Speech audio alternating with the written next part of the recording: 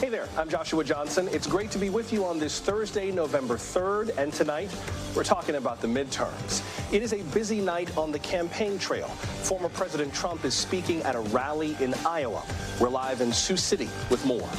Vice President Kamala Harris and Hillary Clinton are in New York, stumping for Governor Kathy Hochul. Why bring out the big guns in a traditionally blue state? We'll explain. Benjamin Netanyahu is coming back as Israel's prime minister. A far-right coalition carried him to victory. How did they win, and what will his next term mean for Israel? Also, there's new federal guidance on prescribing opioids for pain.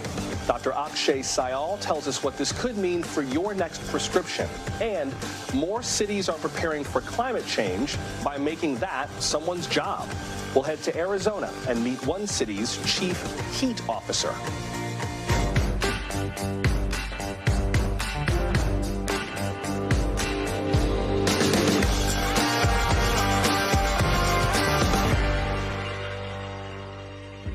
And Republicans are bringing out their biggest names ahead of this election day.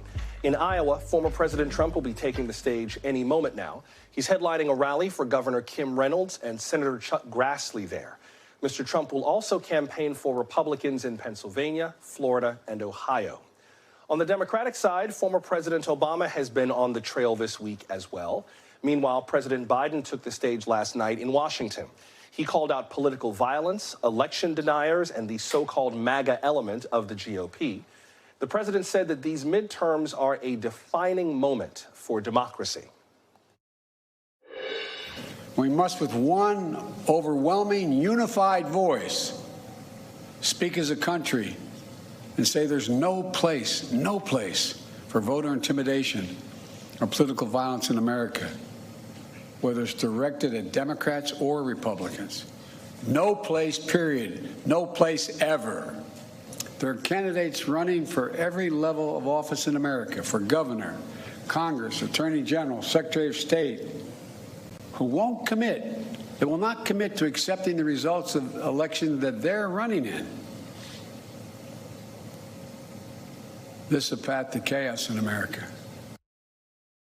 That speech last night is getting some mixed reactions. Some Democratic strategists are questioning focusing on threats to democracy instead of on the economy.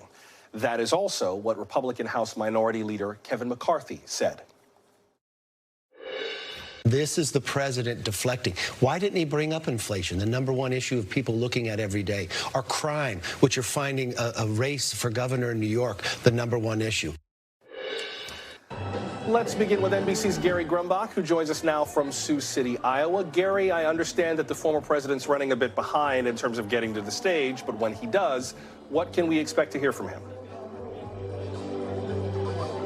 So, you know how former President Donald Trump really feeds off the crowd when he's in front of a rally. So we're expecting him to hear what a lot of the crowd wants to hear from him. And what we've been talking to the crowd all day about is some of those kitchen table issues, the economy, guns, abortions, the environment, and also some of the investigations into him. Of course, President Trump, when he's up on that stage, does love to make fun of some things and poke fun at some of the situations. Certainly he's under investigation in a number of different areas, and he'll be joking about that. He does that often at political rallies. But something else that's really interesting here is why he's here in Iowa in the first place. Iowa is a very red state. This part of Iowa is even more red than that. They voted for Donald Trump. About 60% voted for Donald Trump in 2020. So this is his base of people. And 5 days before midterms elections, you wouldn't expect to see a Republican surrogate, especially at the level of Donald Trump, here. But he is, because the Senate race in the state is very close, even though the governor's race does seem to be in the hands of Republicans. Joshua?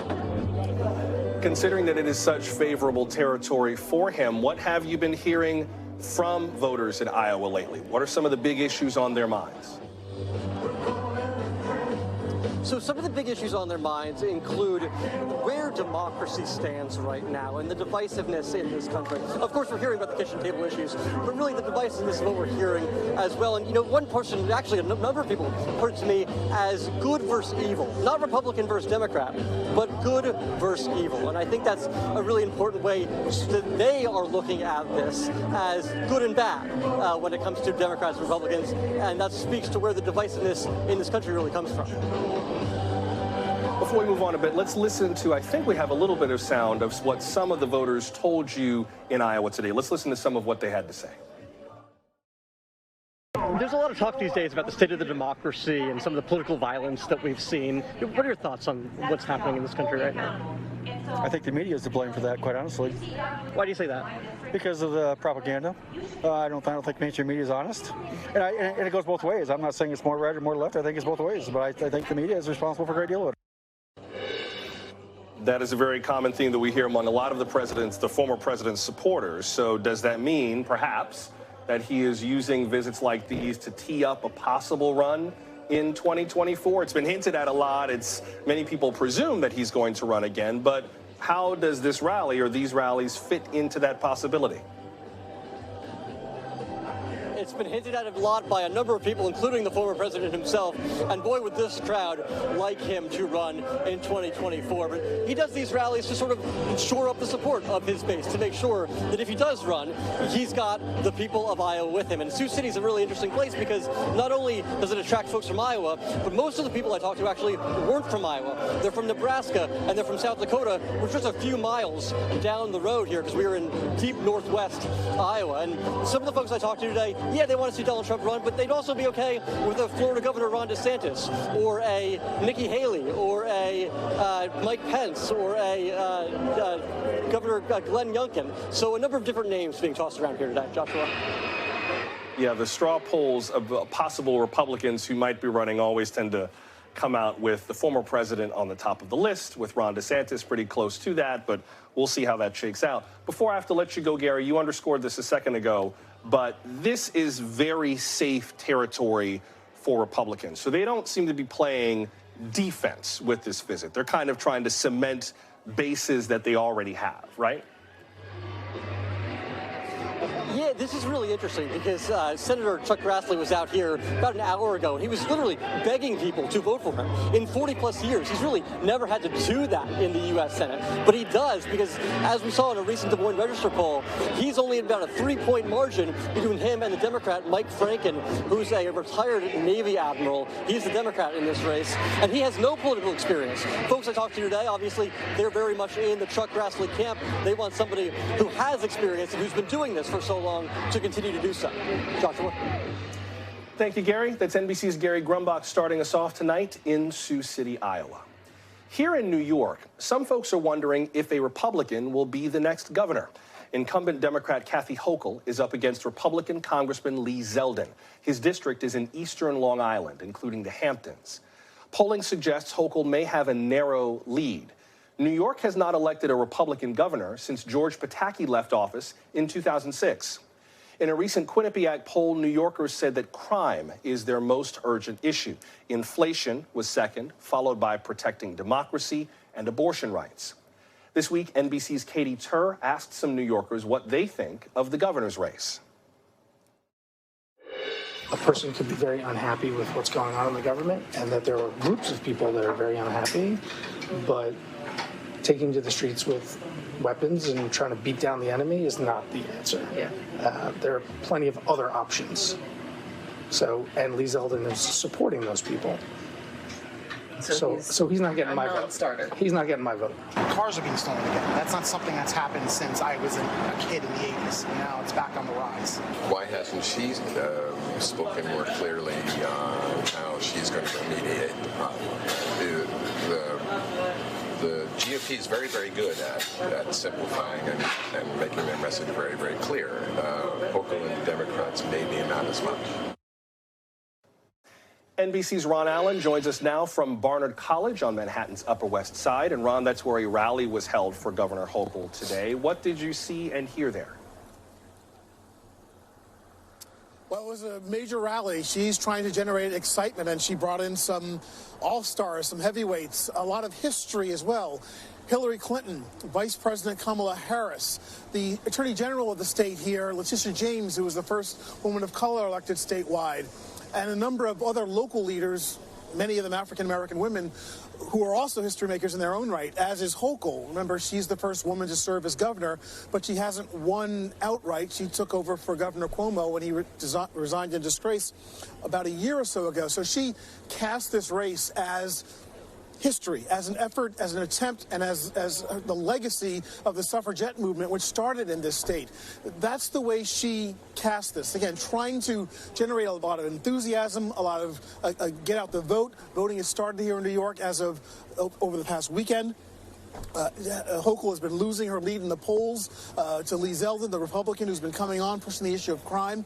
So she needed a big event. But the star, of course, was the vice president. And here's how she framed the race as a choice between Democrats, Republicans, not just here, but nationally. Take a listen to what she had to say. You would not be surprised to know there is a significant intersection between those who are attacking voting rights, LGBTQ+ rights, and reproductive rights.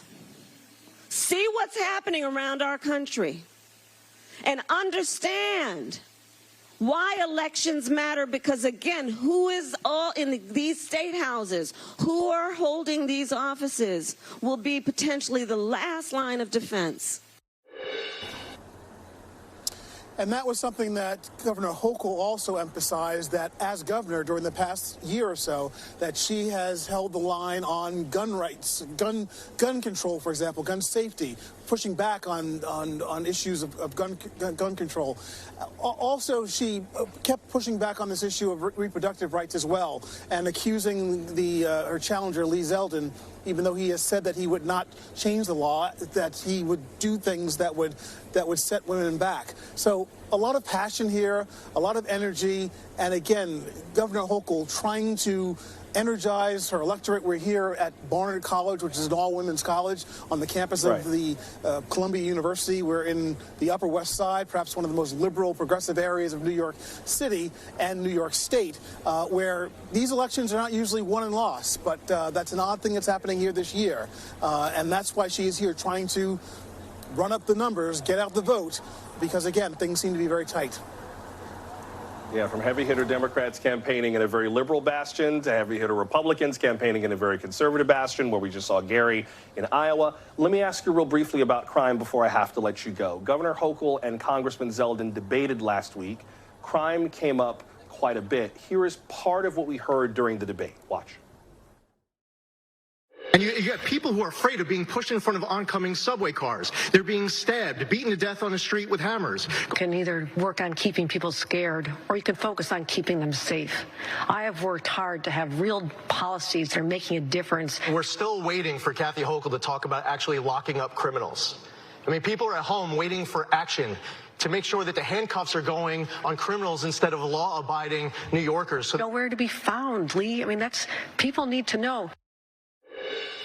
We should be clear, here in New York City, there have been some more high-profile incidents of crime. I feel like New York is a city where you're very likely to witness a crime. But the statistics show that major violent crimes in New York are actually down significantly. This year from last year, major property crimes are up and the overall crime index is up. Ron, before I got to let you go, is crime really the core of how Lee Zeldin has made this case more competitive, or is there more to it than that?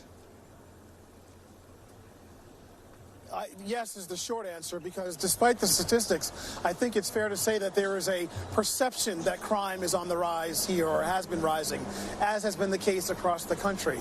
And Zeldin has made campaign appearances at the scene of crimes. He pointed out that there was a drive-by shooting outside his own home that he says endangered his own family, which is true to some extent. So he has seized that issue. His ads on TV are about crime, and as you heard Governor Hochul say, she accuses him of trying to scare New Yorkers and not put forward any sound policies. But it seems that this issue, which is a very emotional issue, is is part of the reason, at least, why he has narrowed the polls. And he's made the issue not just crime, but quality of life generally. And there goes the discussion about inflation and some other kitchen table issues.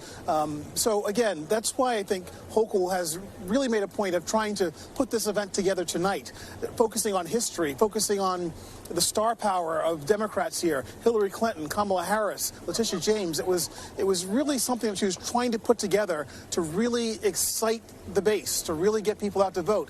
Voting, again, is already underway, and it seems that it's going to be very tight in a blue state. All right, thank you, Ron. That's NBC's Ron Allen reporting from Barnard College here in Manhattan. We hope you'll turn to NBC News Now on Election Day this Tuesday. This year, we're publishing something that news organizations often keep to ourselves, our briefing book. It's full of the research that our anchors and analysts use to prep from. And now, it's all online. I just printed out my copy this evening. You'll find your copy on the Meet the Press blog at NBCnews.com. The husband of House Speaker Nancy Pelosi continues to recover from a brutal assault last week. Today, Paul Pelosi was released from the hospital. In a statement, Speaker Pelosi says her husband, quote, remains under doctor's care as he continues to progress on a long recovery process, unquote. It's been almost a week since he suffered serious injuries during a home invasion. The alleged attacker, David DePape, faces multiple criminal charges, including attempted murder. NBC's Aaron McLaughlin has more. Hey, Aaron. Hey there. Well, we're learning that the suspect, 42-year-old David DePape, is in the country illegally. According to the Department of Homeland Security, he arrived in the United States from his home country of Canada in March of 2008 on a 6-month visa, but he's been here well over 14 years. And now the Department of Homeland Security is saying they're taking action, releasing a statement that reads in part, U.S. Immigration and Customs Enforcement lodged an immigration detainer on Canadian national David DePape with San Francisco County Jail November 1st following his October 28th arrest. It is worth noting that he would have to serve any potential sentence if convicted of the felony charges against him prior to any sort of deportation. We're also learning from his former partner more about his mental state. His former partner in jail herself on attempted abduction charges. She said that she hasn't spoken to DePape in 7 years. When she knew him, she said he was nonviolent but paranoid. Take a listen. But when he was away from us for a year and a half, he came back, and for a while he was paranoid. He thought people were following him. And he thought that, he was used. DePape has pleaded not guilty to all of the felony charges against him, including attempted murder. His lawyer hinting that he'll be looking at his mental state as a possible defense. Back to you. All right, thank you, Aaron. That's NBC's Aaron McLaughlin reporting from San Francisco. Still to come, the future of Israel. Benjamin Netanyahu is coming back to power, backed by a far-right coalition. More on the race for prime minister and what it could mean for Israel. Plus, Disneyland can make some guests never want to leave, but guests in Shanghai are stuck there by order of the Chinese government. We're glad you're with us for Now Tonight from NBC News. Israel's longest-serving prime minister is returning to power. Today, election results show that Benjamin Netanyahu won a clear-cut victory. Israel has had 5 elections in nearly 4 years. This one is also a win for the right-wing and religious nationalist groups who supported him. NBC's Josh Letterman has more.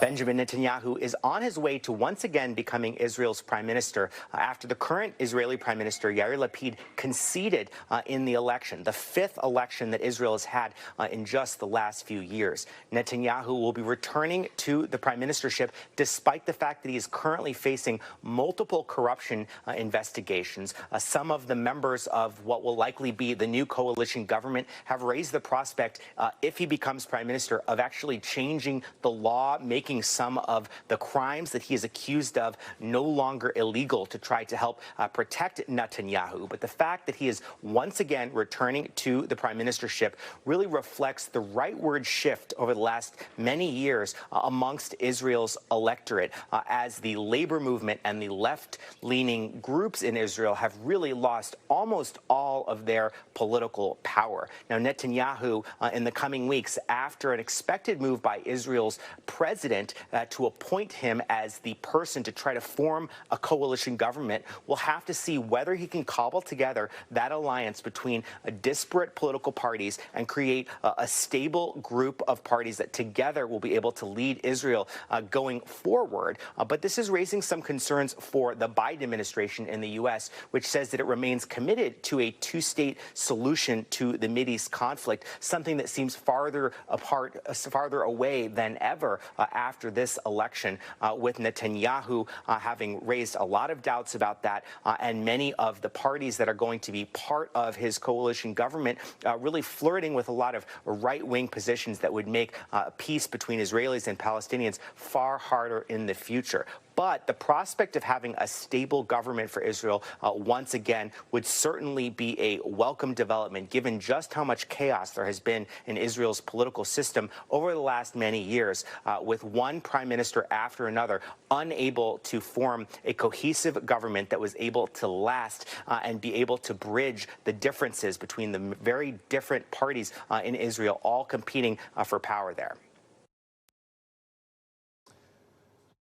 Thank you, Josh. That was NBC's Josh Letterman reporting. A top official in Kyiv says it is preparing for a, quote, worst-case scenario, meaning a nuclear attack from Russia. According to the New York Times, crews are preparing more than 400 fallout shelters. NBC News has yet to confirm this. We do know that last month, the U.S. learned of a conversation that Russian military officials had about using a tactical nuke. That story was first reported by the Times. U.S. officials say that when it comes to the possibility of such an attack in Ukraine, quote, we are in a better spot now than we were a month ago, unquote. Meanwhile, Russia had claimed that Ukraine would use a bomb to spread radiation on its own territory, a so-called dirty bomb. UN inspectors say they have found no evidence of that. NBC foreign correspondent Matt Bradley has more from Kyiv. Hey, Matt. Yeah, well, Joshua, despite the government's preparations here for the eventuality of some sort of nuclear strike, like a dirty bomb or some other tactical nuclear device, the fact is that when I talk to most Ukrainians around here, they're not uniquely worried about Vladimir Putin and his military using a nuclear weapon. And, you know, that might sound insane from where you're sitting or our audience is sitting, but the fact of the matter is you got to remember that people here are facing daily pummeling by conventional weapons by the Russian military. So a nuclear strike really remains somewhat abstract for so many people here. And that goes for the same for people in the government level, for politicians and military leaders. They don't necessarily believe that Vladimir Putin is going to be planning on using any sort of nuclear weapon anytime soon. And that's partly because they believe that NATO has their back. And they've been right about NATO so far. They've really, NATO in the United States in particular has really backed up Kyiv in their fight against Russia. And they believe that Vladimir Putin isn't going to risk that kind of escalation when it comes to using a nuclear weapon.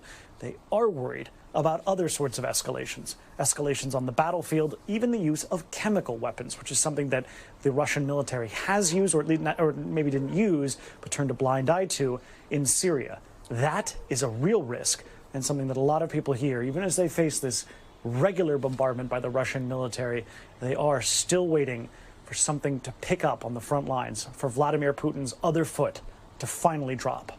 Joshua? Thank you, Matt. That's NBC foreign correspondent Matt Bradley reporting from Kyiv.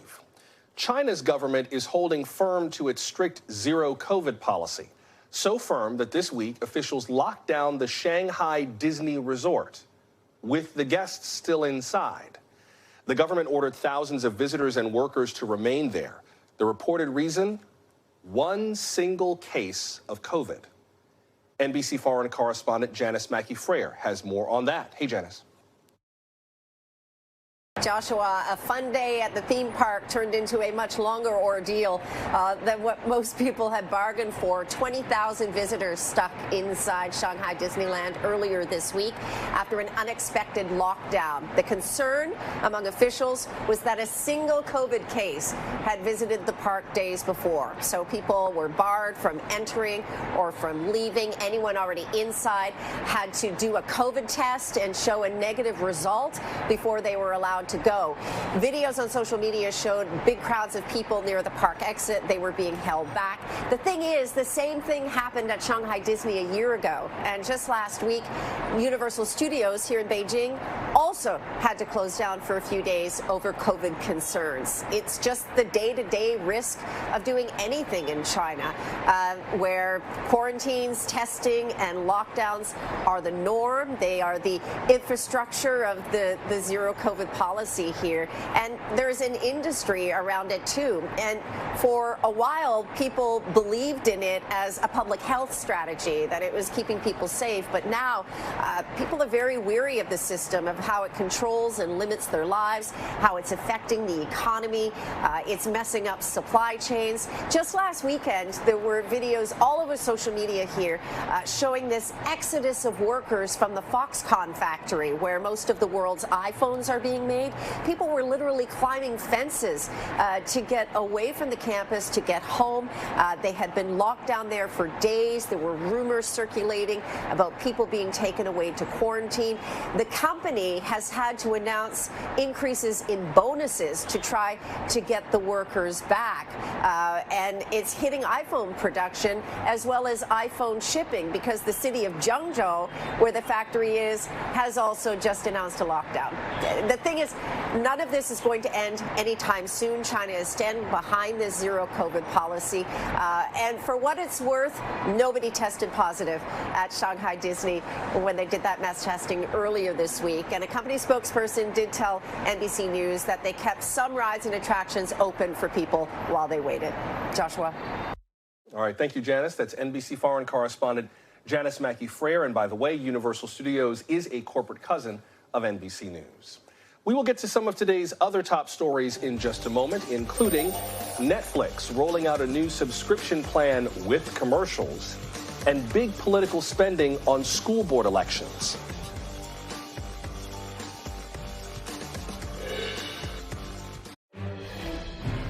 We've got some breaking news tonight from the NBA. The Brooklyn Nets have announced that they are suspending point guard Kyrie Irving for at least 5 games without pay. The suspension comes after a recent controversy where Irving shared a link to an anti-Semitic film last week. The team says that he has refused to acknowledge that the documentary had hateful material. Mr. Irving also refused to unequivocally say that he has no anti-Semitic beliefs. A statement from the team reads in part, quote, "We are of the view that he, Mr. Irving, is currently unfit to be associated with the Brooklyn Nets. We have decided that Kyrie will serve a suspension without pay until he satisfies a series of objective remedial measures that address the harmful impact of his conduct," unquote. Again, the breaking news from the NBA. Kyrie Irving of the Brooklyn Nets is suspended without pay for at least 5 games after sharing a link to an anti-Semitic documentary on social media. After years of resistance, Netflix is no longer purely an ad-free service. The streaming giant rolled out its Basic with Ads plan for $6.99 a month. That's $3 less than the current basic plan. Last month, it announced plans to crack down on password sharing, and that will begin in the new year. CNBC media reporter Alex Sherman joins us now with more. Alex, walk us through the specifics of this plan and how it'll work. So users will see between 4 and 5 minutes of advertising, as you said in the intro, $6.99 per month. I actually signed up for the plan myself today to check it out. So congratulations, Netflix. You earned yourself a new subscriber. I had churned off the service and am now rejoining for this new low price, exactly what Netflix has in mind by launching the service to begin with. There are ads in the beginning and the end of programming and in the middle. So there's some mid-roll advertising, which interrupts the flow of some of Netflix's more prestige shows, which may or may not irritate content creators that have made those shows originally without advertising. And then most of the shows that you get and watch on Netflix, and I always have watched, are available. Not all.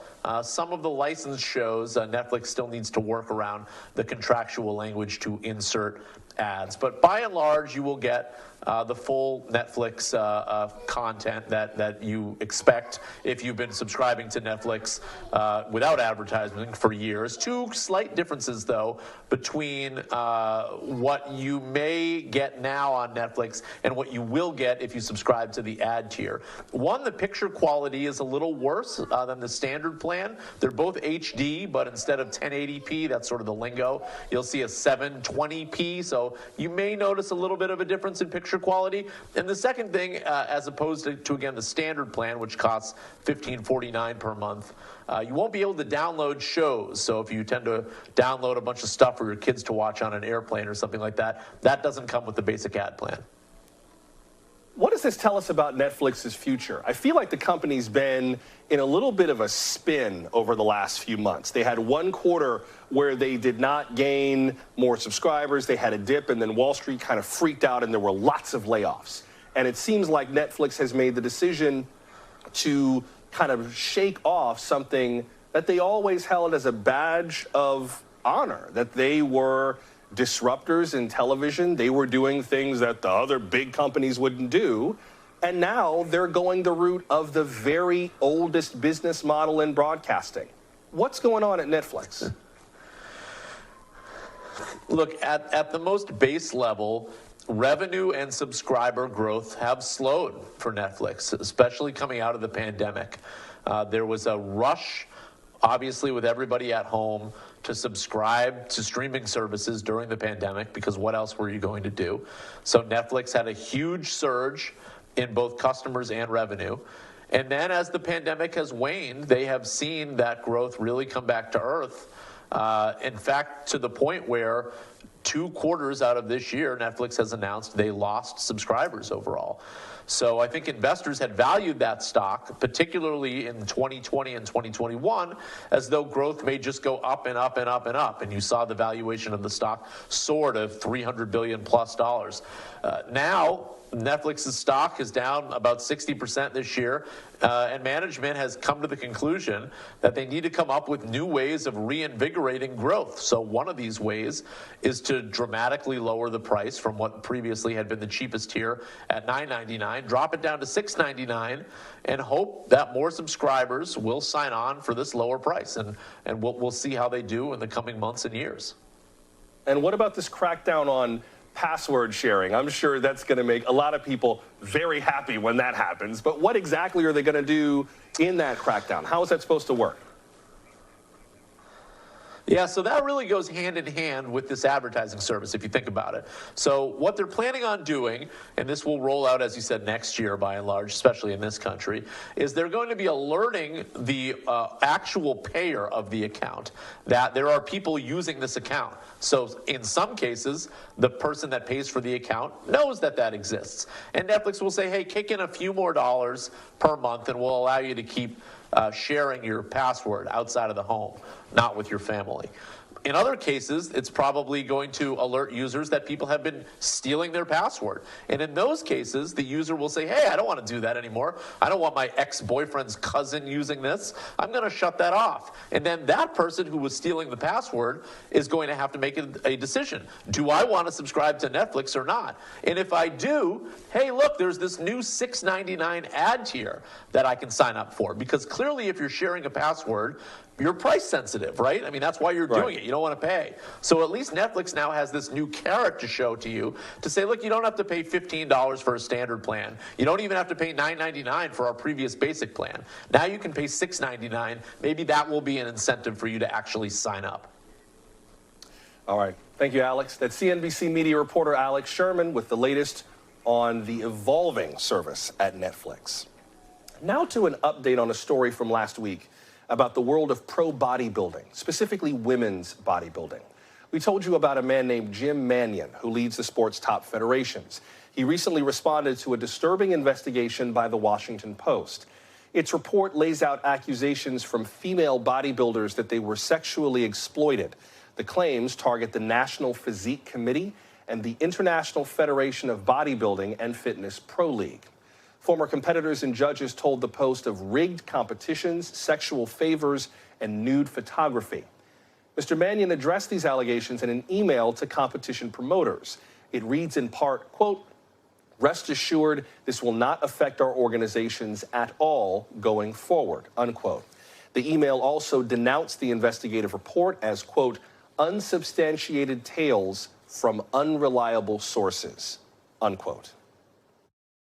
Political action committees are spending more money across the country in local elections, specifically school board races.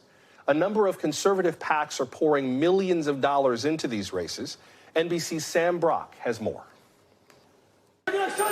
For a good portion of the country, we're going to be recessing until we can get the situation under control. School board chaos like this in Dearborn, Michigan has become commonplace. Guys, they're going to shut down the meeting if you guys don't comply. Parents clashing over the possible banning of half a dozen books. Democracy. What began as a reaction to COVID policies and masks. None of the kids wear them correctly. Has evolved into many subjects parents hold near and dear to their hearts. This did not happen over 1 minute. To find our education system to go to where it is now happened over a course of decades.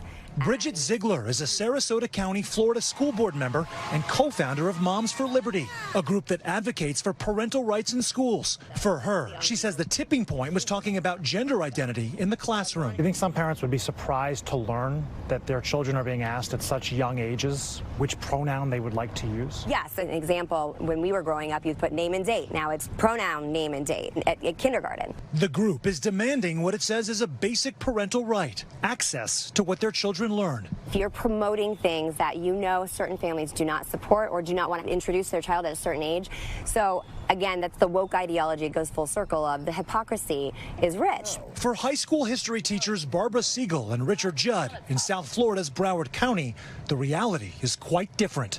Are teachers even talking about sexual orientation and, gender identity in classrooms, to your knowledge?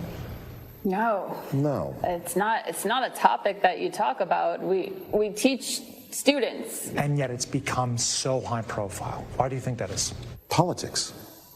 It sells. Among Ziegler's powerful allies, Florida's Governor Ron DeSantis. We believe in education, not indoctrination. DeSantis has personally endorsed 30 school board candidates this election cycle, including Ziegler, spending thousands from his own political action committee. 19 have already won, and 6 more are competing in a runoff Tuesday. Unprecedented amounts of money are also pouring in from conservative PACs. The 1776 Project has spent nearly $3 million, according to FEC filings. On its website, the group lists dozens of candidates receiving support in Florida and states all across the country. Republicans are beginning to realize, more so than Democrats, that their base of support is expandable. Dr. Robert Stein is a professor of political science at Rice University. He says developing candidates is also key to the movement's success. What they are able to do with school board races, and I've seen it here in Harris County in Texas, is they build a bench. They build like the Astros do. They get a good farm team. And what makes a good candidate is somebody who's run for office, has won, and raised money. The ramifications are trickling down to education policy. Siegel and Judd just attended Florida's voluntary workshops on civic standards. A lot of these conservative advocates are saying is, we just don't want religion in the classroom at all. We want it to be apolitical, a-religious. Is that the impression you're getting? Not from the workshop that we went to. In that workshop, they made clear arguments that there was no separation of church and state, that's a myth. Did anything surprise you? Absolutely. In the same very workshop, it was as if Jesus was one of our founding fathers. Whatever the topic of contention may be, majority of people that walked out of there truly felt that their voice wasn't properly heard. There's little doubt the strategy is working. It's a playbook that you see in states other than Florida. Do you think Republicans are winning from that playbook right now? Oh, they're killing it.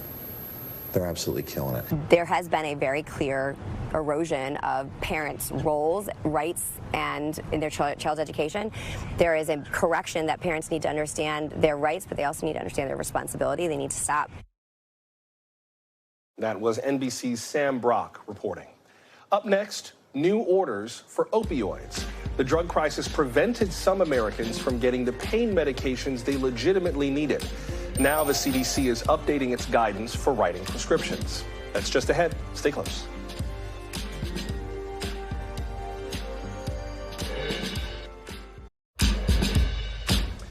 Opioids are not just illicit drugs. They're painkillers. How do we get them to people who actually need them and keep them away from people who would abuse them? That is the focus of new guidance from the CDC. It's an update from the 2016 guidelines, which reduced opioid prescriptions. The CDC says these are not hard, fast rules, but rather a clinical tool to provide specific care. It's focused on adult patients with acute or chronic pain. This should help doctors decide whether opioids are the best option for pain management, figure out appropriate dosages, and plan for tapering off the drugs as needed. And hopefully this will help ease America's growing opioid crisis. In 2020, there were more than 70,000 opioid-involved overdose deaths. Last year, it was more than 80,000. NBC News medical fellow Dr. Akshay Syal joins us now at the table. Doctor, what's new in this guidance that maybe makes the biggest change from what the CDC had been recommending? Yeah, good evening. So, the biggest thing here is it's about flexibility. It's, that there's no one-size-fits-all for patients, that some patients may require treatment with opioids, and that's okay. And so really what we saw here is, back in 2016, there was a very strict sort of policy on who can get opioids, and there was dose limits and there was duration, meaning time limits, that they recommended for doctors. And you're kind of seeing that language go away a little bit, and they're being more relaxed, a little bit more flexible, and allowing patients who may have pain to get the relief they need. Explain a little bit of the dilemma that some doctors find themselves in terms of prescribing opioids. I have heard for years in various coverage of the opioid crisis from people who say, it's important that we deal with this crisis, but there are those of us who need it, and we just can't get it because the approach is too blunt. Yeah, and I think, the CDC had a call today with reporters about this, and they kind of separated this issue from the opioid crisis, which is largely at this point driven by things like fentanyl, as opposed to prescription drugs. And so what you're finding is that, they're relaxing the language around who can get these because they're finding that, prescription opioids aren't really driving the crisis here. It's the fentanyl, and it's, showing up in other substances that, it's being laced in as well. So they're really making a distinction here, opioid crisis versus legitimate pain relief. I'm just looking at the recommendations. It's a list of 12 recommendations with a lot of detail behind them in terms of how to implement them. One of them just says that clinicians should prescribe immediate release opioids instead of extended release and long-acting opioids. Why is that? Well, so, the reason they had said the other thing before was basically that there was a thought that the longer acting would be better for pain relief, and they're really not finding that. So that's why they're actually, in that guidance, you'll see the immediate release is something that's recommended more. And this includes, people who just had surgery or people who just had a traumatic, maybe they broke a bone or something like that. These are legitimate needs for short-term pain relief. Some of the other recommendations, I have to say, sound a little obvious. They sound kind of like the things that some people have been saying for a long time. For example, one of the recommendations says that when you're prescribing for what they call opioid-naive patients, patients who haven't had them, clinicians should prescribe the lowest effective dosage. Duh. Like, did we really need the CDC to tell doctors to start small and work your way up? Is that what this is about? Well, so I think that language is there for a reason, and that language is there so that instead of saying try, X amount of milligrams, they're saying try the lowest effective dosage. They're really leaving it up to interpretation. There's no one size fits all. Every patient might have a different tolerance and a different need for the pain relief. One of the things I've also heard from people is that there needs to be a fuller conversation societally about how we deal with pain in general. Pain is a fascinating topic for physicians to debate in terms of what it is, where it comes from, does it have a physiological root, is it psychosomatic? And one of the recommendations says that non-opioid therapies are at least as effective as opioids for many common types of acute pain. Does this mean we should be contemplating a future where we don't really necessarily need opioids as a primary pain medication at all, or is that too simplified? I think that may be a little too simplified. I think there is a legitimate use for them here. You know, to your earlier point, chronic pain is a big complaint at the doctor's office. You know, the CDC today cited a stat. It was 1 in 5 doctor's visits are about chronic pain. And, you know, those other non-opioid things they're talking about are things like physical therapy, exercise, or topical creams, or NSAIDs, which are like ibuprofen or, Motrin.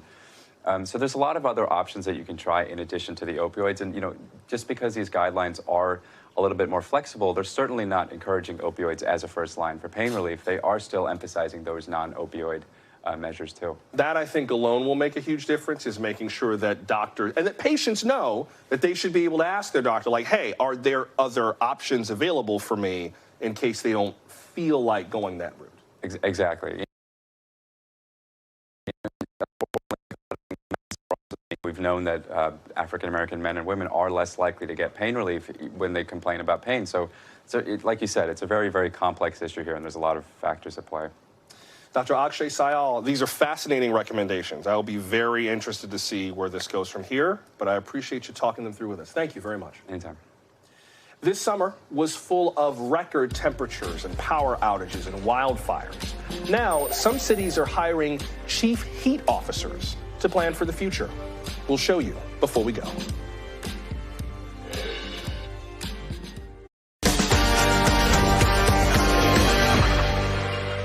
Some voters say climate change is their top issue this November. And these days, more cities are hiring chief heat officers to plan for the future. NBC political director Chuck Todd has the story.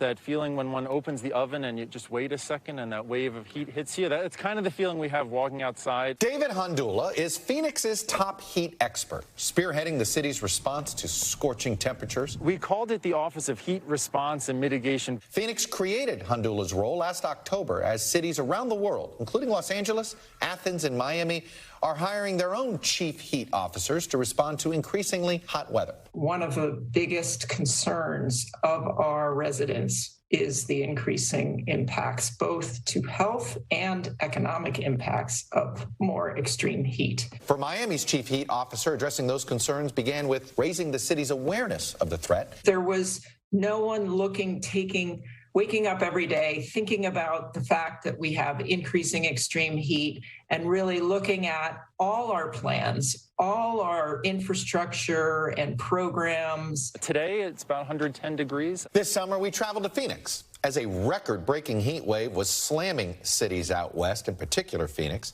to see how these local officials were looking at ways to build cities more resilient to the heat. There's two different colors here of the road. That makes it easier for us to see. The lighter colored is this new technology, a cooler asphalt, I guess, or a cooler top. We call it cool pavement here in Phoenix. It's a coating that goes on top of the traditional asphalt. This is more traditional asphalt that we're staring at. Right here. Where somebody might do in their own driveway or whatever. Absolutely, yeah. This is what we use on thousands and thousands of miles of streets here in Phoenix. This other coating is only on about 80 miles right now. This is a more reflective coating that's designed to prevent the sunlight from getting into the asphalt column itself. The ultimate goal, though, isn't just about protecting infrastructure. Extreme heat impacts can happen in a home and it's really impacts our most vulnerable the most. The biggest risk is certainly with our unsheltered communities. Can we offer anything else to you in terms of a hat, sunscreen, umbrella? So that's what we've really been trying to amplify our efforts on, communicating where public cooling resources are, getting supplies in people's hands, but also trying to get people connected to social services like shelter and housing, food stamps, ID, income. Those are the big wins that I think can improve our heat resilience over the long term. The pressure to build heat-resilient cities is at a new breaking point. This summer, over 100 million Americans across the country were under heat alerts. It's a heat wave across the world. In California, we saw the power grid pushed to the brink. The risk for outages is real, and it's immediate. We're going to take the most aggressive action ever to confront the climate crisis. On a federal level, new funding is on the table for cities. After passage of the Inflation Reduction Act, the most aggressive climate investment ever was signed into law. There's huge movement in the right direction on action, but in terms of landing in chief heat officers as the key funding source, that's not yet in existence. Helping cities raise additional funds and put them to use are nonprofits like the Arched Rock Foundation, leading to chief heat officers in cities from Miami to Athens to Santiago. Cities and leaders all over the world are just waking up to this risk. And so it's new to think about creating government positions for being responsible for heat response and heat resilience. But it's never been a priority like it is now. And to see 1,100 people die in British Columbia and the Pacific Northwest of the U.S. last summer, it's a mass casualty event, and it's urgent. That was NBC Political Director Chuck Todd reporting. Hey, thank you for making time for us. Remember, you'll find our 2022 briefing book for the midterms at the Meet the Press blog at NBCnews.com. And remember, you can always send us thoughts and questions on anything we discussed tonight. We are at NBC Now Tonight on social media. Leave us a brief but brilliant voicemail, 888-575-2NBC, or email us nowtonight@NBCnews.com. Until we meet again, I'm Joshua Johnson. We'll see you tomorrow. Good night.